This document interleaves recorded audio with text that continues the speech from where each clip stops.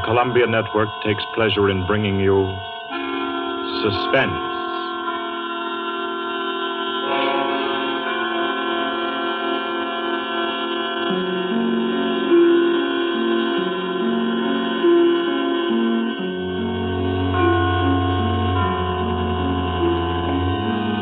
Suspense, Columbia's parade of outstanding thrillers, produced and directed by William Spear and scored by Bernard Herrmann. The notable melodramas from stage and screen, fiction and radio, presented each week to bring you to the edge of your chair, to keep you in suspense.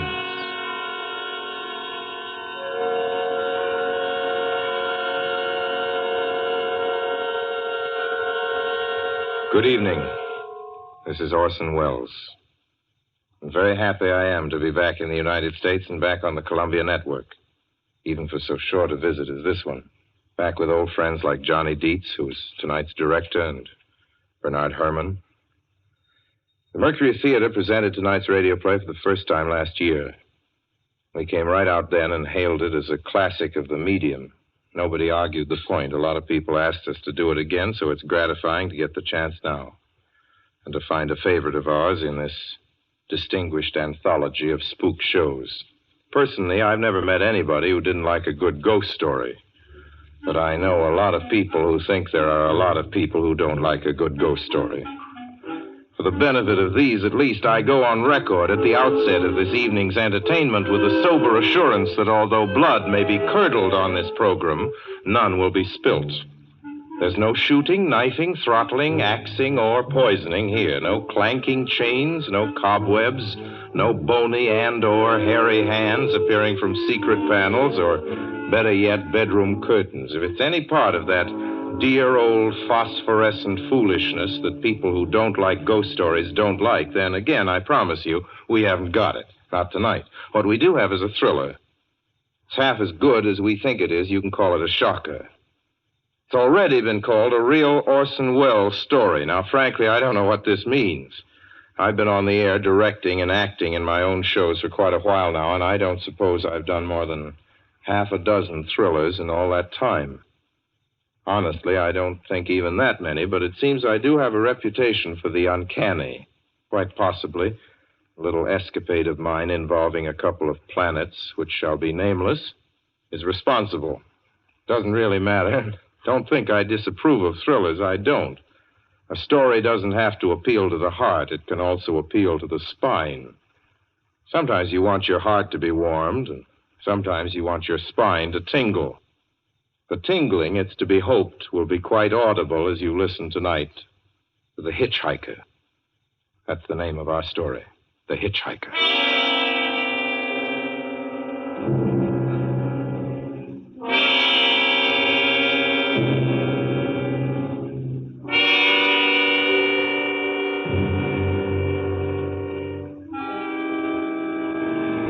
I'm in an auto camp on Route 66, just west of Gallup, New Mexico. If I tell it, perhaps it'll help me. Keep me from going crazy. I gotta tell this quickly. I'm not crazy now. I feel perfectly well, except that I'm running a slight temperature. My name is Ronald Adams. I'm 36 years of age, unmarried, tall, dark, with a black mustache. I drive a 1940 Buick, license number 6Y175189. I was born in Brooklyn. All this I know. I know that I'm at this moment perfectly sane. That it's not me who's gone mad. It's something else. Something utterly beyond my control. I've got to speak quickly. At any minute, the link may break. This may be the last thing I ever tell on Earth. The last night I ever see the stars. 6 days ago, I left Brooklyn to drive to California. Goodbye, son. Good luck to you, my boy. Goodbye, Mother. Here, give me a kiss, and I'll go. I'll come out with you to the car. Oh, no, it's raining. Stay here at the door. Hey, what's this? Tears? I thought you'd promised me you wouldn't cry. Oh, I know, dear. I'm sorry. But I do hate to see you go. I'll be back. It'll only be On the coast 3 months? Oh, it isn't that. It's just the trip. Ronald, I wish you weren't driving. Oh, Mother, there you go again. People do it every day. I know, but you'll be careful, won't you? Promise me you'll be extra careful. Don't fall asleep or drive fast or pick up any strangers on the road. Oh, gosh. I think I was still 17 here, you told me. Oh, and wire me as soon as you get to Hollywood, won't you, son? Of course I will. Don't you worry. There's nothing going to happen. It's just 8 days of perfectly simple driving on smooth, decent, civilized roads with a hot dog or a hamburger stand every 10 miles.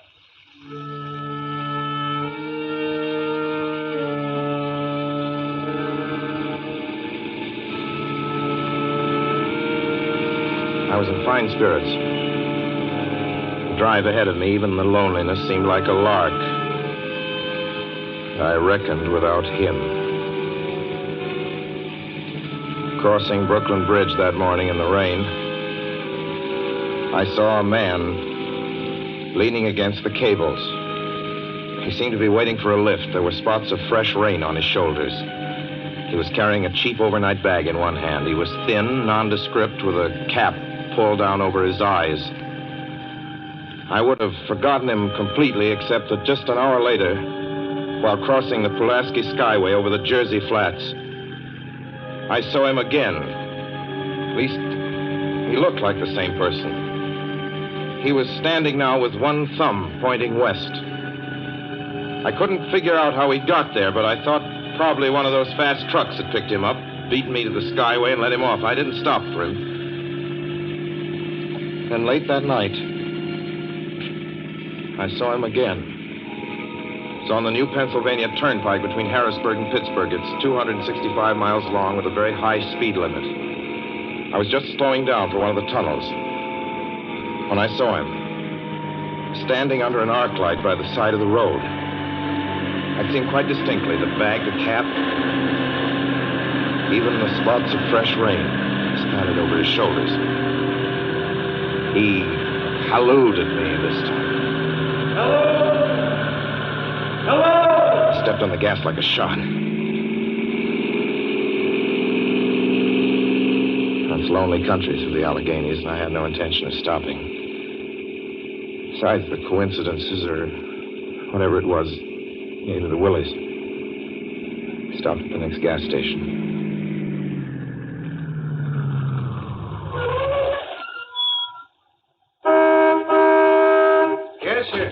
Fill her up. Certainly, sir. Check your oil, sir? No, thanks.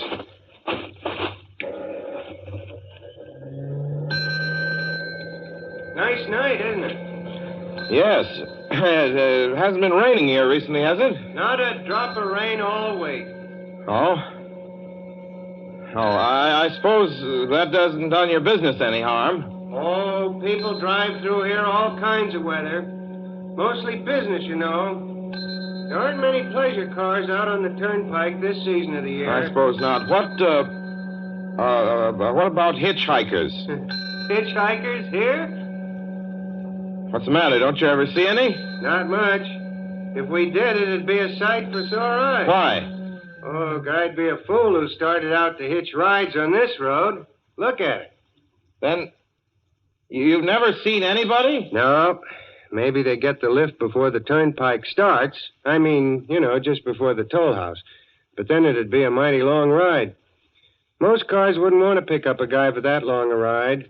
And you know, this is pretty lonesome country here. Mountains and woods. You ain't seen anybody like that, have you? No. Oh, no, not at all. It's just a technical question. I see. Well, that'll be just $1.49 with the tax.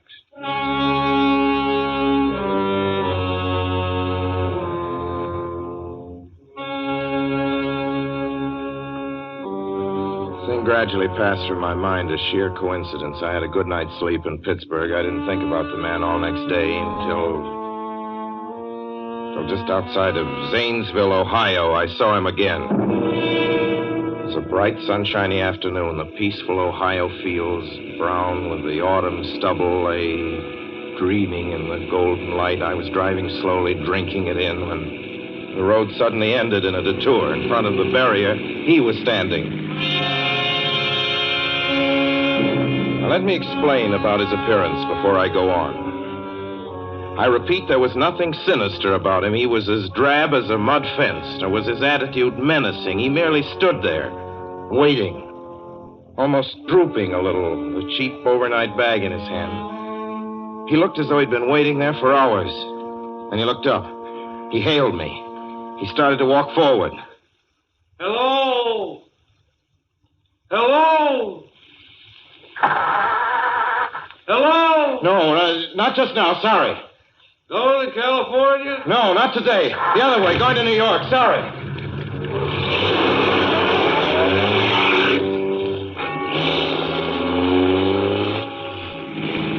After I got the car back on the road again, I felt like a fool. Yet the thought of picking him up, of having him sit beside me, was somehow unbearable. At the same time, I felt more than ever unspeakably alone.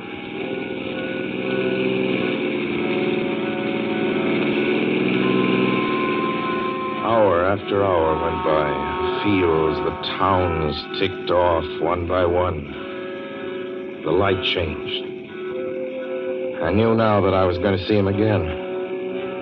And though I dreaded the sight, I caught myself searching the side of the road, waiting for him to appear.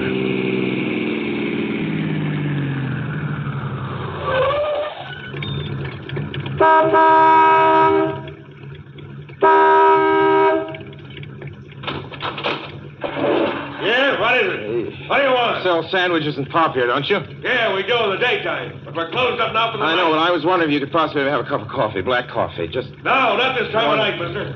My wife's the cook. She's in bed. No, don't shut the door, please. Listen, just a minute ago.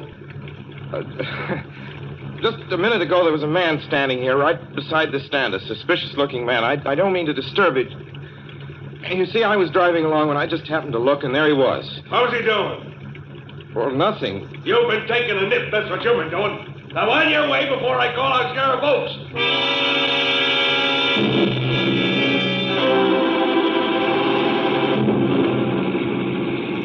I got into the car again and drove on slowly. I was beginning to hate the car. If I could have found a place to stop, to rest a little. I was in the Ozark Mountains of Missouri now. A few resort places there were closed, only an occasional log cabin, seemingly deserted. That's all that broke the monotony of the wild, wooded landscape. I had seen him at that roadside stand. I knew I'd see him again. Maybe at the next turn of the road.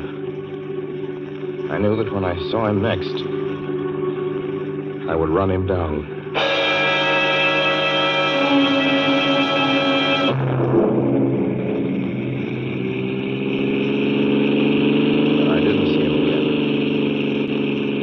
See him until late next afternoon. I stopped a car at a sleepy little junction just across the border into Oklahoma to let a train pass by. When he appeared across the tracks, leaning against a telephone pole. Perfectly airless, dry day. The red clay of Oklahoma was baking under the southwestern sun. Yet there were spots of fresh rain on his shoulders. I couldn't stand that. Without thinking, blindly, I started the car across the tracks. He didn't even look up at me. He was staring at the ground.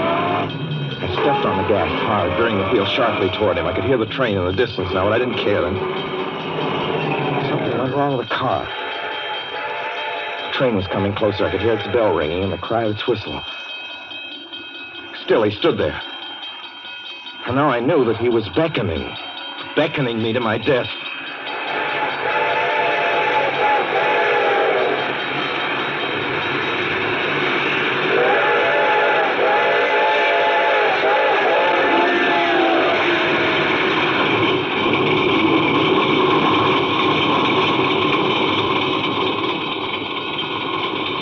Well, I frustrated him that time. The starter worked at last. I managed to back up. When the train passed, he was gone. I was all alone in the hot, dry afternoon.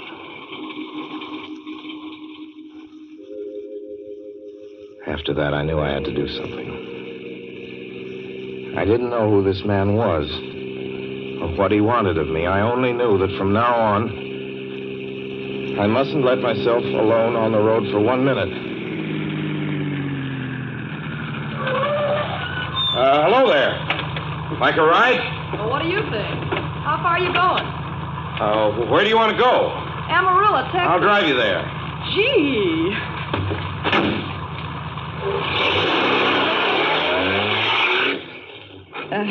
You mind if I take off my shoes?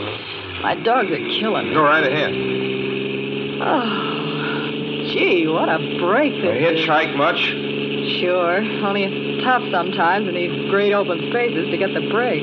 I should think it would be, though I'll bet you get a good pickup in a fast car. If you did, you could get places faster than, say, another person in another car, couldn't you? I don't get you. Well, take me, for instance. Suppose I'm driving across the country, say, at a nice, steady clip, about 45 miles an hour. Couldn't a girl like you just standing beside the road waiting for lifts beat me to town? Or any town, provided she got picked up every time in a car doing from 65 to 70 miles an hour? I don't know. What difference does it make? Oh, no difference. It's just a crazy idea I had sitting here in the car. Imagine spending your time in a swell car thinking of things like that. What would you do instead? What would I do? If I was a good-looking fella like yourself, why, I just enjoy myself every minute of the time. I'd sit back and relax. And if I saw a good-looking girl along the side of the road, hey, look out! Did you see him? See who? A man standing beside the barbed wire fence. I didn't see anybody. It wasn't nothing but a bunch of cows and a wire fence. No? What'd you think you was doing? Trying to run into the barbed wire There's a man fence? there, I tell you. A thin gray man with an overnight bag in his hand. And I was trying to run him down. Run him down? You mean kill him? Say you didn't see him back there? You sure? I didn't see a soul. As far as that's Watch concerned... for him the next time and keep watching. Keep your eyes peeled on the road. He'll turn up again. Maybe any minute now. There! Look there!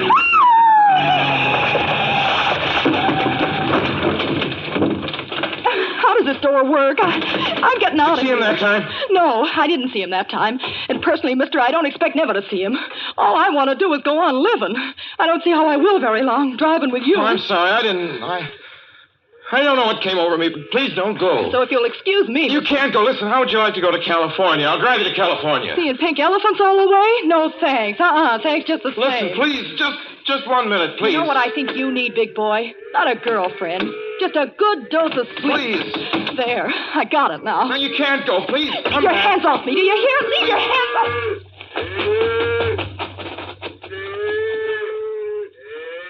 She ran from me.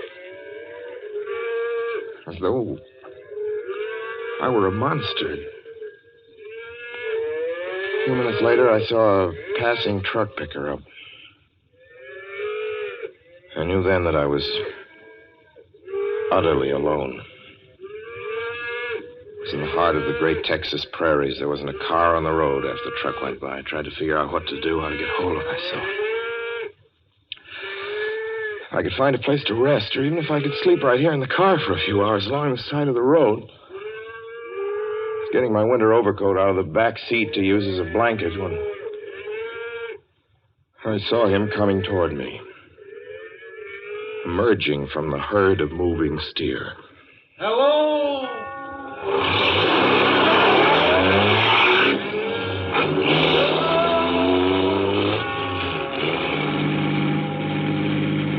Maybe I should have spoken to him then. Fought it out then and there. For now, he began to be everywhere. Wherever I stopped, even for a moment, for gas, for oil, for a drink of pop, a cup of coffee, sandwich, he was there. I saw him standing outside the auto camp in Amarillo that night when I dared to slow down. I was sitting near the drinking fountain of a little camping spot just inside the border of New Mexico. He was waiting for me outside the Navajo reservation where I stopped to check my tires. I saw him in Albuquerque when I bought 20 gallons of gas. I was afraid to stop now. I began to drive faster and faster. I was in lunar landscape now. The great arid mesa country of New Mexico. I drove through it with the indifference of a fly crawling over the face of the moon. Now he didn't even wait for me to stop. Unless I drove at 85 miles an hour over those endless roads, he waited for me at every other mile. I'd see his figure, shadowless, flitting before me, still in its same attitude, over the cold, lifeless ground. Flitting over dried-up rivers, over broken stones cast up by old glacial upheavals. Flitting in that pure and cloudless air. I was beside myself when I finally reached Gallup, New Mexico this morning. There's an auto camp here. Cold, almost deserted this time of year. I went inside and asked if there was a telephone. I had the feeling that if only I could speak to someone familiar, someone I loved, I could pull myself together.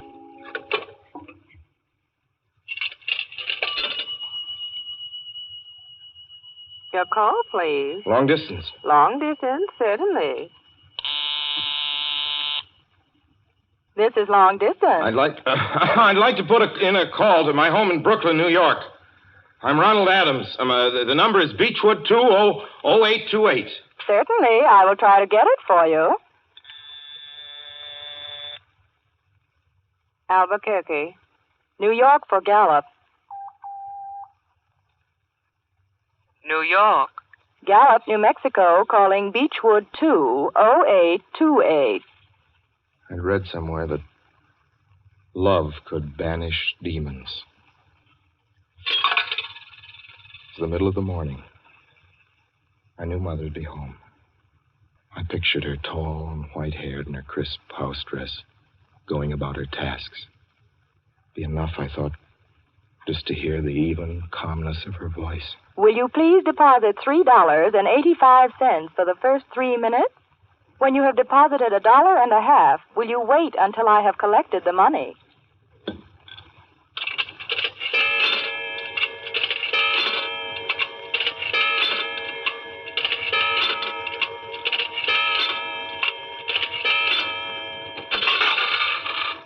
All right, deposit another $1.50.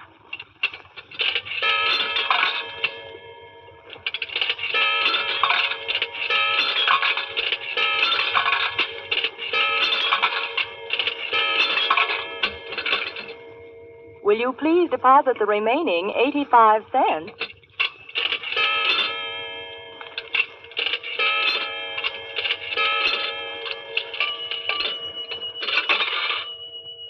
Ready with Brooklyn. Go ahead, please. Hello? Mrs. Adams' residence. Hello, Mother? This is Mrs. Adams' residence. Who is it you wish to speak to, please? What? Oh, who's this? This is Mrs. Whinney. Mrs. Whinney? I don't know any Mrs. Whinney. Is this Beechwood 20828? Yes? Where's my mother? Where's Mrs. Adams? Mrs. Adams is not at home. She's still in the hospital. The hospital? Yes. Who is this calling, please? Is it a member of the family? Well, what's she in the hospital for? She's been prostrated for 5 days. Nervous breakdown. But who is this Nervous calling? breakdown? Well, my mother never was nervous. It's all taken place since the death of her oldest son, Ronald.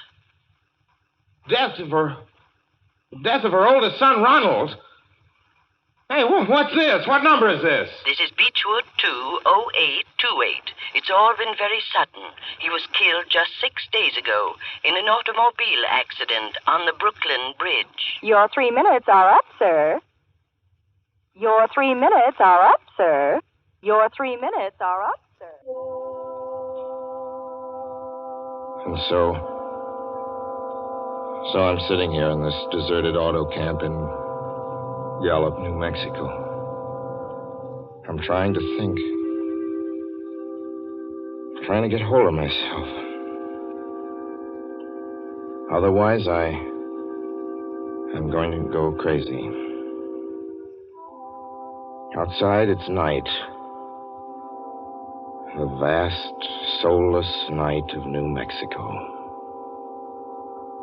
1,000,000 stars are in the sky. Ahead of me stretch 1,000 miles of empty mesa. Mountains, prairies, desert. Somewhere among them, he's waiting for me. Somewhere I shall know who he is and who I am.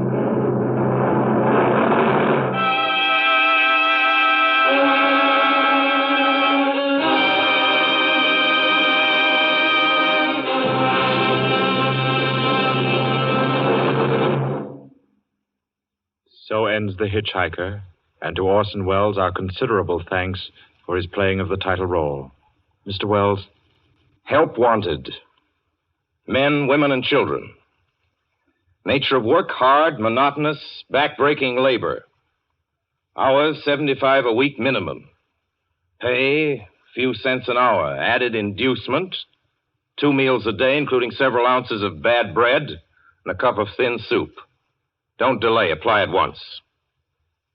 How'd you respond to a want ad like that, Mr. and Mrs. American working man and woman? You'd laugh, wouldn't you, and throw the paper in the trash basket. Dismiss the whole advertisement as some kind of a joke. But believe me, it's no joke. It's a simple statement of the working conditions that exist today in Nazi Germany and the conquered countries under Nazi rule. It's also an exact statement of the working conditions that will be imposed on you and every member of your family if the Nazis win this war. You yourself personally can stop them from winning, as you know. You don't have to give up your well-paid job to do it. You needn't have to be a soldier or a sailor or an airman or a nurse or a war worker to ensure American victory. Uncle Sam doesn't ask plain, ordinary, hard-working citizens like you to give him anything. All he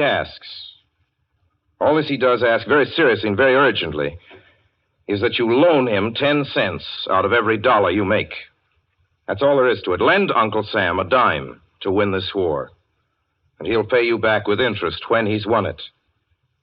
The easiest, most convenient way to lend him these dimes is to enroll in the payroll savings plan.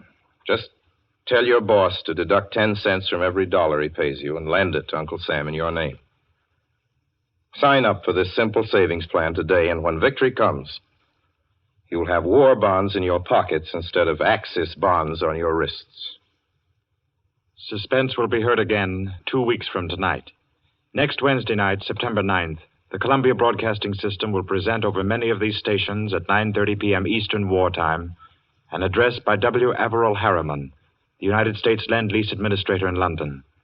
Mr. Harriman, as the personal representative of the President of the United States, attended the Moscow conferences between Winston Churchill and Joseph Stalin. Next Wednesday's broadcast will be Mr. Harriman's first public address since his return to this country. Suspense is produced and directed by William Spear. John Dietz was our guest director this evening. Tonight's radio drama was written by Lucille Fletcher. The original score was by Bernard Herrmann.